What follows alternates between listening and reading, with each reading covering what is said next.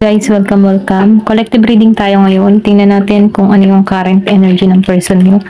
Be open-minded po, hindi po halos lahat maka-resonate, kaya piliin nyo na lamang. And thank you nga po pala sa mga nag-subscribe, lalo na sa mga bumabalik. Marami pong salamat. Give me the message for collective. Ano yung current energy ng person mo?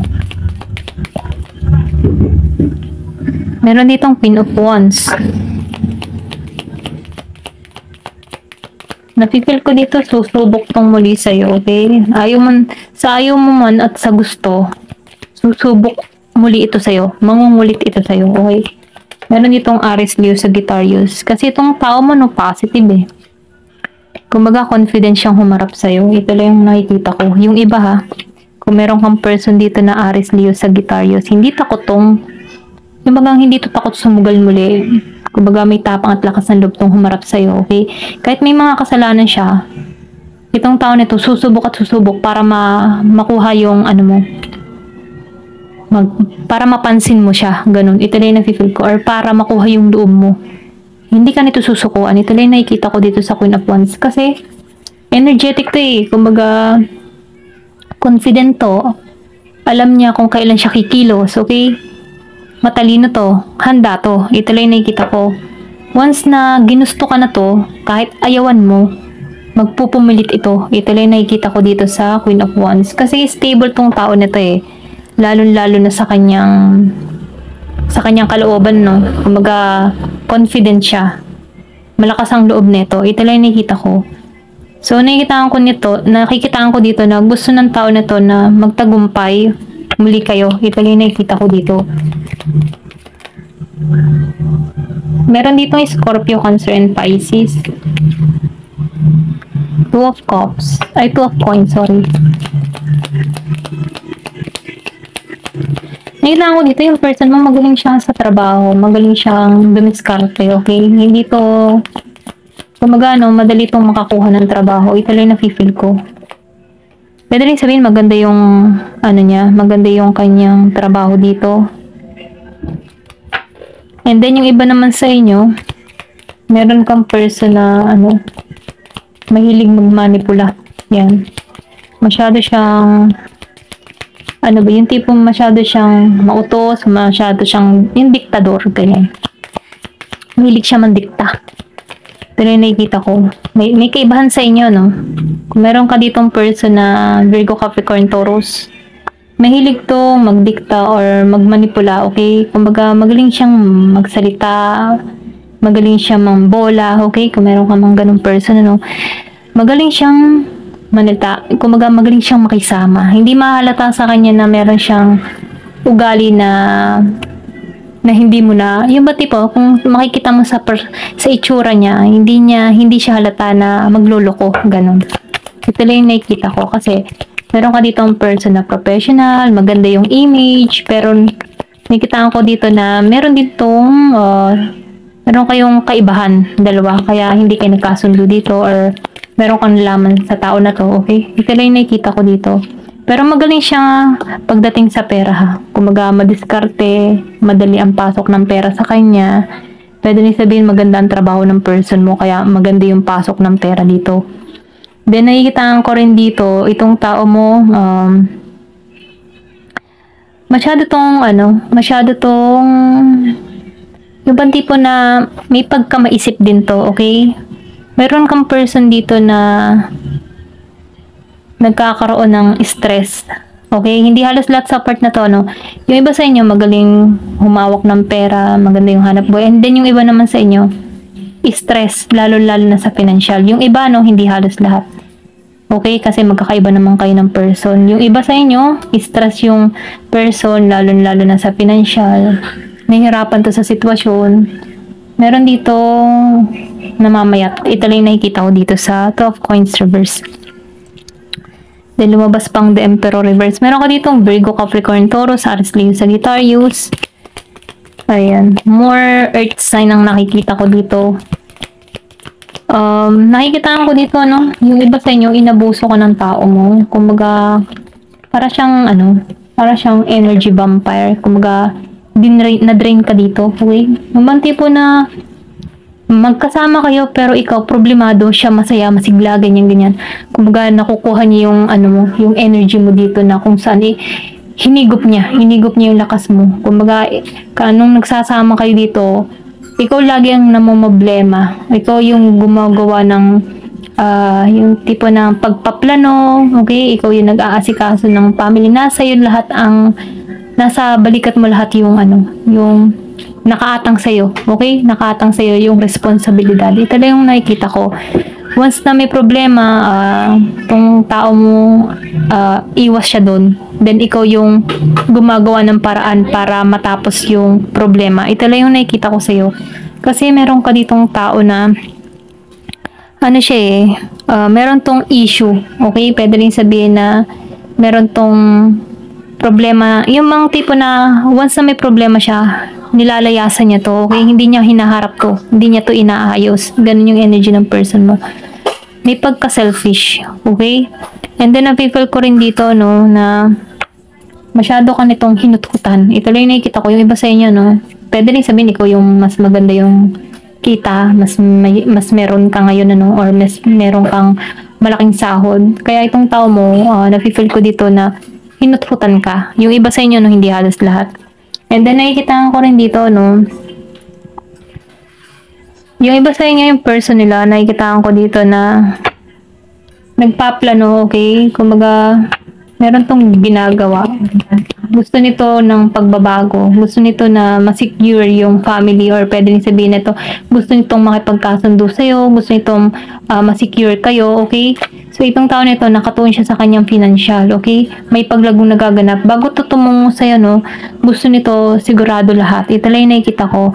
Kasi dito sa 10 of coins, ano, napifeel ko dito yung kasaganahan, okay? Ito yung gusto niya mangyari Then dito nasa 4 of coins, yung iba naman sa inyo, meron kang person dito na mahirap niyang alisan yung bagang mga habit niyang hindi maganda, okay? Kung meron kang person dito na may bisyo, inom alak, kanyan, sugal, mahirap niyang alisan to, okay? Kaya meron ditong pagkawaldas or nauubusan ng pera dahil sa mga bisyo, okay?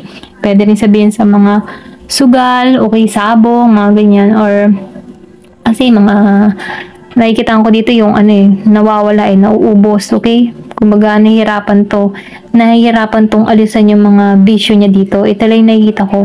And then, nakikita ko rin dito, meron tong malaking pera na ilabas. Ito lang nakikita ko. Pwede rin sabihin, meron tong pagkakamaling na-invest or na-scam, ganyan. Meron kang ganun person dito na namumblema sa pera. Ito lang nakikita ko. And then, dito, nasa 6 of Wands, maybe ikaw ito, okay? Nagkakaroon ka na dito ng pagkilala. Then, nakikita ko rin dito na nasa iyo yung spotlight. Kung ano man yung mga tinatrabaho mo, nakikita ng tao, or nagkakaroon ka dito ng pagkilala sa iba, okay? Kung ikaw naman dito may mga business or mga produkto, okay? Or meron kang mga pinagkakaabalan dito, yung business mo dito nakikilala. Ito lang nakikita ko. Or pwede rin sabihin, may pagkilalang mangyayari, ma-achieve mo yung goal mo, okay? Meron ka ditong masasakatuparan na kung saan na magtatagumpay ka. Ito na yung nakikita ko dito. Tingnan pa natin dito sa card na to. Give me more information. Kumbaga, no, yung iba sa inyo, yung person nila, nagkaroon to ng pagkakamali. Nagkamali siya kung saan niya nilagay yung pera niya. Maybe, meron ka ditong person na mahilig mag-invest, mga ganyan. Nagkamali siya dito ng pinaglagyan. Ito lang yung nafe-feel ko. Gusto nito tao na to, easy money, ganyan. Pero hindi siya naging matagumpay dito sa 4 of coins. Yung iba, no, hindi naman halos lahat. Ito lang yung nakikita ko. Virgo, Capricorn, Taurus, Aries, Leo, Sagittarius. Yan, meron ditong Page of Wands. So, nakikita ko dito, no, meron ditong balita, good news na parating sa'yo, okay? Or pwede rin sabihin, meron ditong mag-message sa'yo. Fire sign, ito lang yung nakikita ko dito. Bigla to magme-message sa'yo. Ayan. Then, nakikita ko rin dito, yung iba naman sa inyo, yung person nila, nakatuon talaga sa financial, okay? maybe nalulugi na to kaya mas nakatuon siya sa kanyang pangkabuhayan. Yun ang priority niya dito. Kaya dito sa King of Pentacles, gusto niya lumago yung kanyang financial. Malakas yung Taurus. Magaling tong humawak ng pera. Meron tong mga tinatrabaho na kung saan nag-iintay na lamang to ng pag-angat, okay? Pagtaas ng kanyang mga tinatrabaho dito. And then nakikita ko rin dito yung stable, okay? Stable siya sa financial niya. Masagana tong tao na to. Kung meron ka mang person na gano'n, Taurus, nakikitang masagana, nagiging maayos yung kanyang kapalaran dito. And then nakikita ko rin dito na confident itong tao na to. Pwedeng meron na tong mga naipundar, tulad ng bahay, sasakyan, mga gano'n. Then, Ace of Swords. So, nakikita ko rin dito, no? Yun nga lang, wala tong lakas ng loob. Kung meron ka mang person na Gemini, Aquarius, and Libra, wala tong lakas ng loob na humarap sa'yo. Ayan. Meron ditong Ten of Swords. So, nakikita ko dito na maybe meron ka ditong person na kung ikaw man ay meron ka ng inayawan dito or yung bang tipo na iniwasan mo na to, yung bang tipo na nagpupumilit ito sa'yo pero hindi mo to tinutugunan yung kanyang mga gusto mangyari. Kung meron ka mang person na bumabalik sa'yo pero hindi mo to pinapansin, tanggap na niya dito. Ito lang yung nakikita ko. And then nakikita ko rin dito na nagsusubok na to na mag-moving on, okay, dito sa Ten of Swords. Humahanap na to ng panibagong pag-asa or panibagong pananaw sa buhay na kung saan gusto na nito na makaalis sa masasakit na karaan dito. Ito lang yung nakikita ko dito sa Ten of Swords. Kumbaga, hindi ka na nito pipilitin, kumbaga pinapakawalan ka na nito. Ito lang yung nakikita ko. Yung iba sa inyo, kung may person ka man na Gemini, Aquarius, and Libra. Kasi nakikita ko dito sa Two of Swords, yung iba naman sa inyo, hindi naman halos lahat dito, yung iba nagmo-moving on na, yung iba naman ayaw nilang tanggapin or ayaw nilang mawala ka dito sa Two of Swords. Meron nangyari nung last quarter. Ito na yung nakikita ko. Or pwede rin sabihin na may maramdaman ka dito, may magmensahe sa'yo, okay? Meron ditong tumungo dun sa iba. Ito lang nakikita ko. Kasi ayaw nitong tanggapin Ayaw nitong mawala ka. Kumbaga, nagpupumiglas. Ito lang nafe-feel ko dito sa Two of Swords. Hindi niya tanggap. Ito lang nakikita ko. Give me more information. Kumbaga, kung ikaw ay nag-final na dito sa tao na to, ayoko na, tigilan mo na ako ganyan. Itong tao na ito, hindi niya tanggap yun. Okay, gagawa to ng paraan para makuha ka niyang muli. Ito lang nakikita ko. Para sa iba,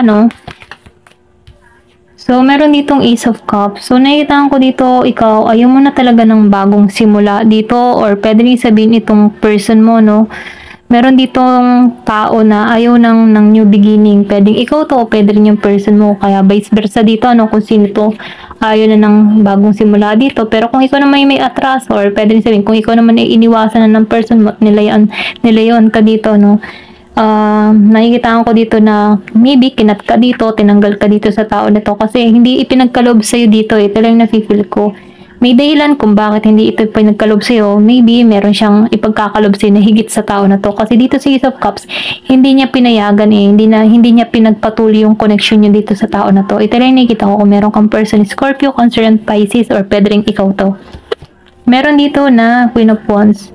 So, nakikita ko rin dito, na ikaw yung tipo ng tao na mapag-aruga, mapagmahal, masayahin. And then, nakikita ko dito yung pagiging mong energetic, okay? Passionate ka, once na may ginagawa ka, once na nagmahal ka, ganun ka din, passionate ka din, talagang dibdiban, bigay mo lahat ng pagmamahal mo sa tao na to, ganun ka ka-caring, okay? Ganun ka sa tao mo, kahit sa mga kaibigan mo, maalalahanin ka, mapagbigay ka, pero napipil ko dito, may disappoint kang naramdaman dito, pero ganun pa man nakikita ko dito na maibabalik mo yung kumpiyansa mo sa iyong sarili. May babalik mo muli. So, sinasabihan ka dito, sundin mo yung intuition mo, sundin mo yung kutob mo. Dahil alam mo kung ano yung makakabuti para sa'yo, okay? Give me more information. So, the Emperor upright. Kasi, yung sinabi ko kanina, alam mo yung makakabuti para sa'yo, okay? Narito ang Emperor energy. So ngayon lumalabas dito na magkakaroon ka dito ng authority, or pwede din sabihin matutuklasan mo yung mga bagay-bagay na dapat iwasan or dapat itama. And then nakikita ko rin dito yung paglawak ng iyong pangunawa, nakikita ko dito na nagmamatured ka, okay? Alam mo yung gusto mo, nagkakaroon ka dito ng authority, okay? And then nagiging kang independent. Then nabibil ko rin dito yung tagumpay patungo sa iyo, or pwede din sabihin mas meron kang pinopokus na iba. Okay, kumbaga, pwede din sabihin nagkakaroon ka na dito ng panibagong priority na kung saan may pag-develop sa iyo or paglago sa iyo. Ito lang yung nakikita ko. Ayan, hanggang dito na lamang po. Thank you for watching and love and peace.